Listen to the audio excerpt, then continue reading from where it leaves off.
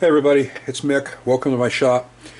So I printed these brackets that I found. A guy on one of the Facebook groups, I think Harbor Freight Modifiers maybe, designed these and made them available.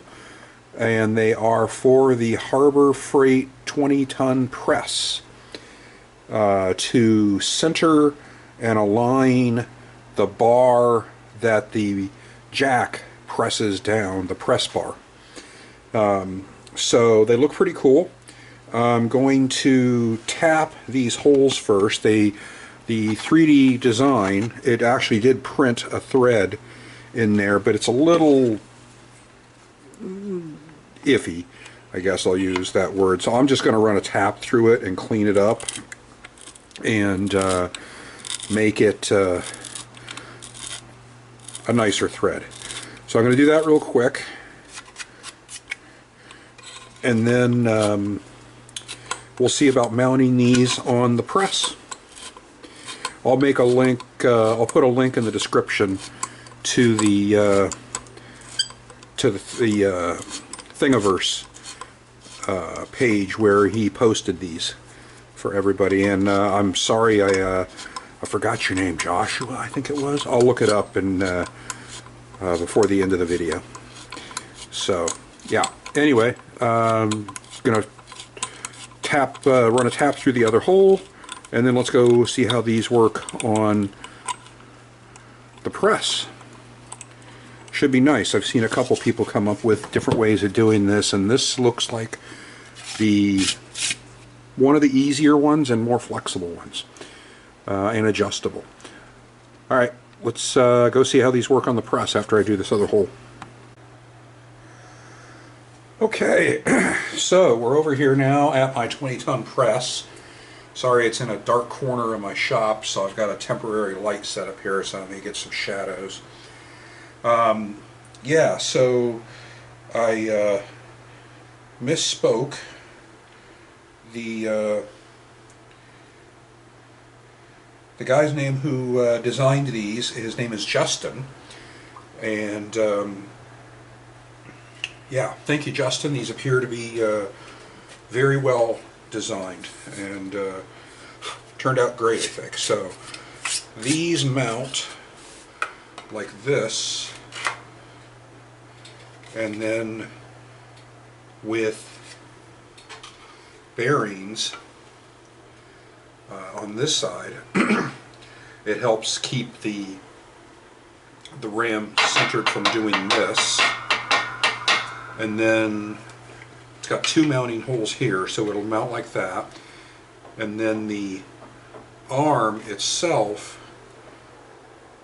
it'll help keep it level as well. So theoretically, with that one like that, which is square to that, should be able to put it on this side, and yep, and it's square there. So this is the hole, these are the holes that I ran the tap through.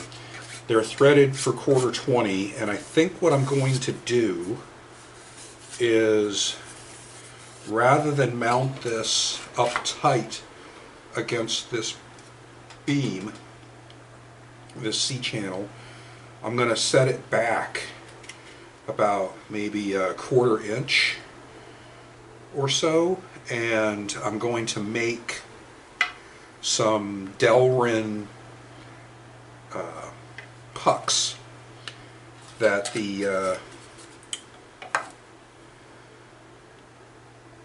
screws will thread into and press against this, so the Delrin will be what's moving up and down. Yeah, so I forgot to mention when we were checking these brackets out that I've done quite a few modifications to my Harbor Freight 20-ton press. As you can see, I put the air jack on. I turned this knob for it. That actually was, I believe, the very first thing I made on my lathe. I have also put a bracket or a shelf kind of thing on top That's where I keep the handle in case I want to use the manual pump. It's also got some of, I started making these thinking they would be useful. Let me take them out so you can see.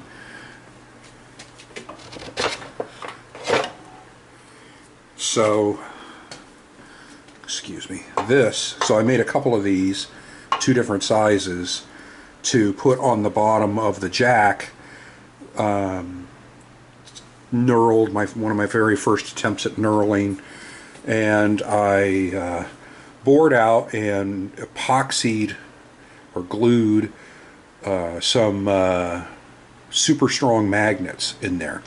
And one of the reasons I don't use these, first of all, I don't use the press very much, but the other thing is that these magnets are so strong that you have to use 2 hands to get it off of the jack, and it's like it's almost dangerous, the amount of force you got to use to get them off. So bad design choice. I'll still use them if necessary. One of the other things I did is I removed the valve that comes with the air jack, and I put this in place, so you just push it and it engages the press. I also did the modification to put the trailer winch on it with cables going down to raise and lower the lower beam that that it presses against. And that's really about it, except for this other item here, which these brackets are sitting on, which is I got for Christmas one year, a couple years ago, the Swag off-road finger press brake, and so I've got that as well. I've seen a couple nice mods people did where they put a shelf down on the bottom of the press for that finger press brake, and I think I'm probably going to do that. But it's pretty low priority because, like I said, I very, very rarely use this press, and as soon as I think, oh, I should just get rid of it, the next thing I know I have a use for it. So anyway, oh, and I put it on wheels. But anyway, that's just wanted to give you a quick overview of the things I've done, and then let's go see about making those Delrin pucks. I've got a piece of Delrin. I think it's 1 1/8. So I'm going to do the typical face it off and then turn it down and do the rest of the operations. So I'm hoping this insert cutter works pretty well on it. It's got quite a bit of rake on it. I think it's for aluminum, because I apparently do not have any high-speed steel cutters anywhere. Alright, so let's see, I'm going to zero off there. Take this out. Zero off there.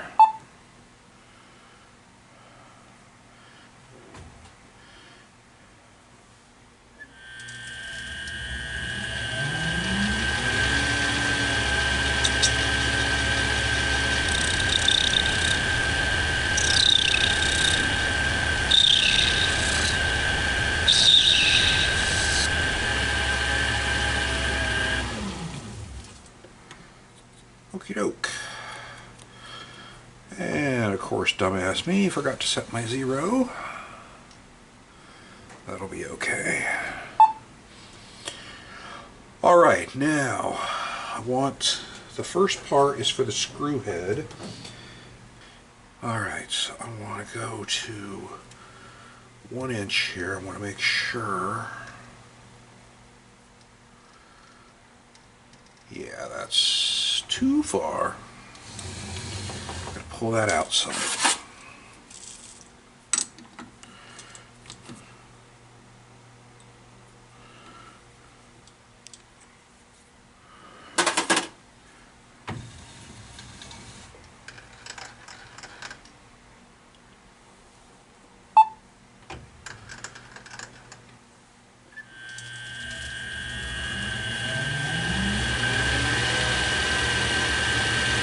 I'm running this kind of slow because I don't want it to melt.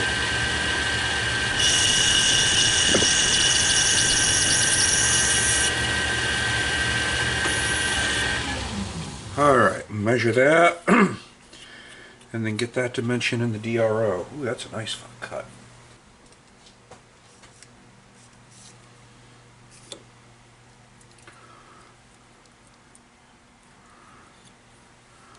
So we are at 1.1. I did not bring that thing out, did I? Okay, good. 1.1150. So 1 point, oops, negative 1.15. Okay. And I want to take that down to 1/2 inch.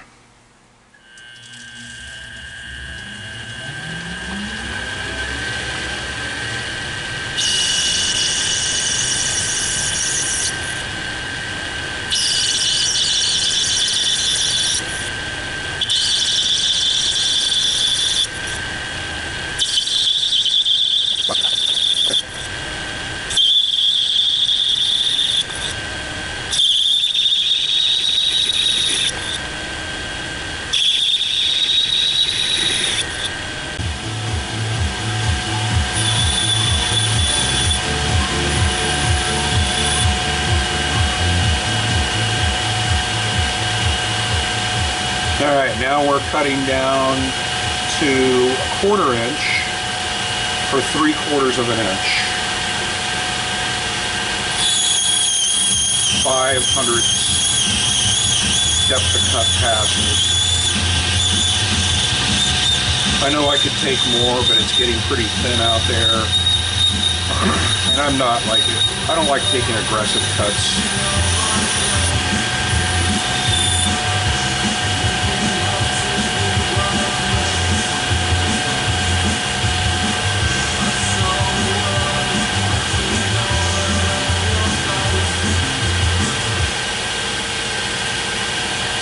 Realized I had music going on in the background.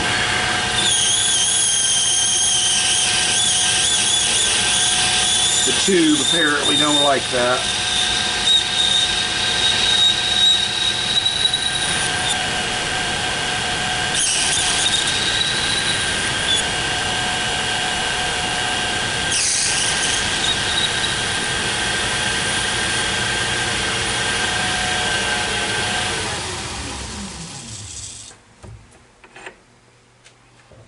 Okay, I've got a 1/4 20 die in my tapping, my die. So let's see how this goes.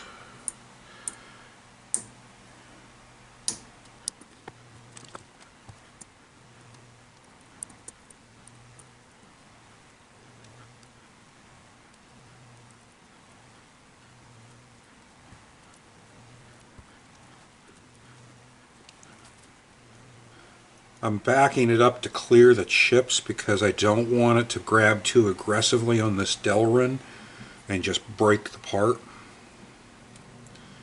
Seems to be working okay though.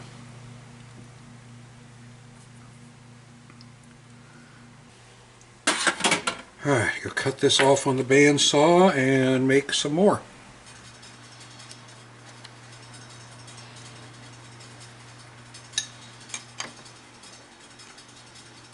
Alright, I've got a ER32 collet in a block, square block, set up on the mill here to mill a screwdriver slot.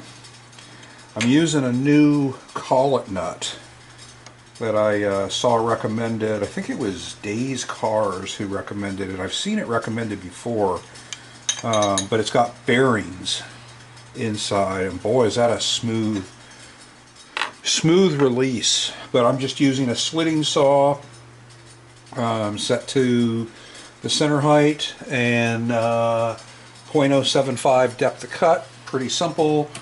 Just do this on all four, and then we'll be done with these little Delrin screws.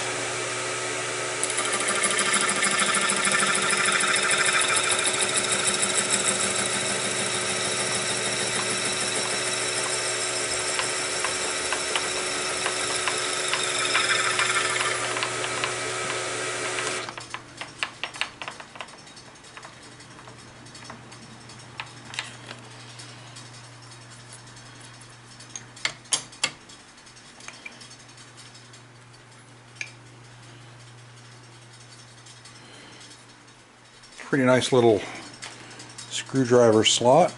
There we go.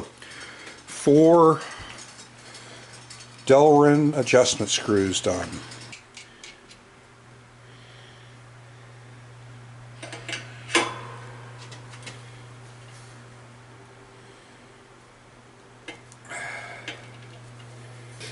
That is going to interfere a little bit with the bottom because it's flat, so I may make a relief for that, but we'll see. I think it'll be okay as long as it doesn't rock.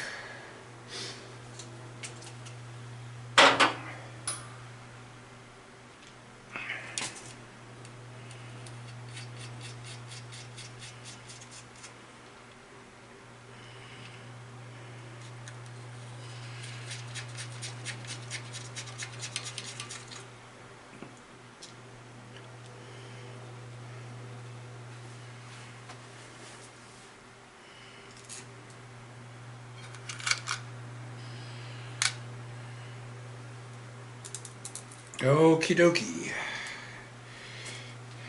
Bolt. Spacer.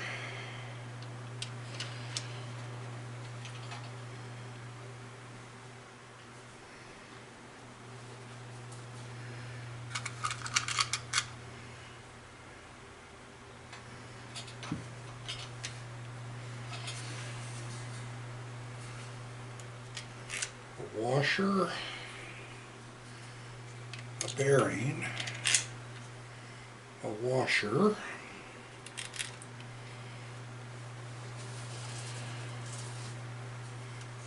and a nut.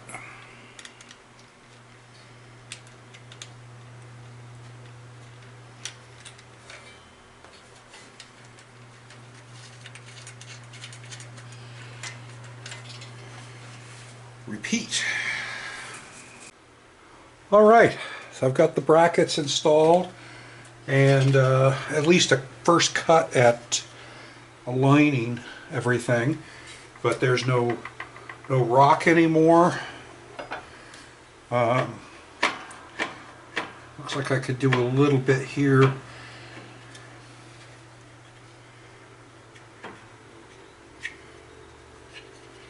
Yeah, this part is just flexing so much that I'm not sure it's really even doing anything.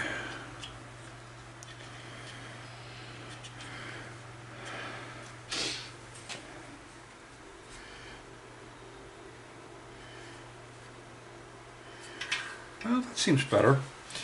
So yeah, it runs smoothly.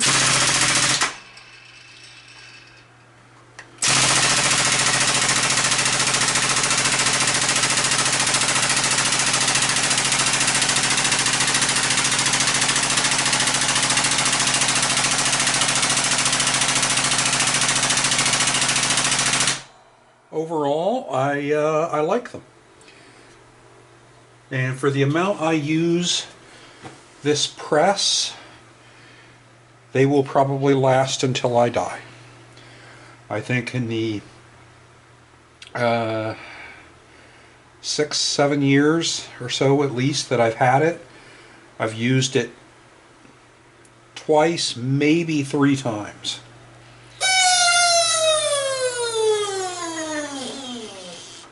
But it's one of those things that I know if I get rid of it, I'll need it. Same with my arbor press. I've had it about the same length of time and I've never used it. But, oh well. Alright, well thanks for watching, and we'll catch you next time.